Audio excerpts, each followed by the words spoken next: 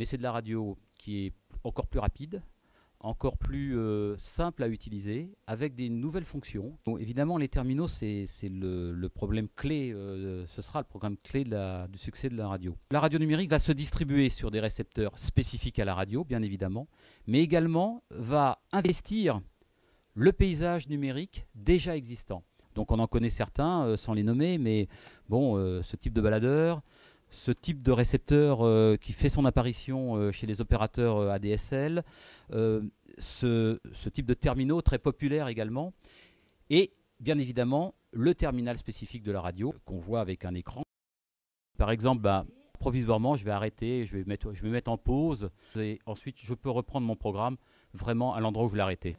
Alors évidemment, j'ai pris un peu de retard par rapport à ce qui se passe sur l'antenne, et je peux revenir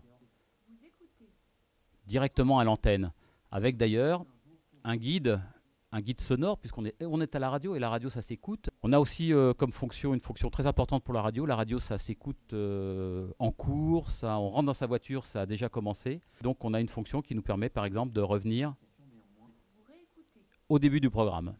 Et une fonction simple, avec l'appui d'un seul bouton. Je ne programme absolument rien. Et l'émission qui est en cours sera enregistrée complètement et intégralement sur une carte mémoire. Et évidemment, la radio numérique, c'est pas le premier média qui se numérise. Et cette carte, je vais pouvoir la mettre directement. C'est une carte standard. Je vais la mettre dans mon baladeur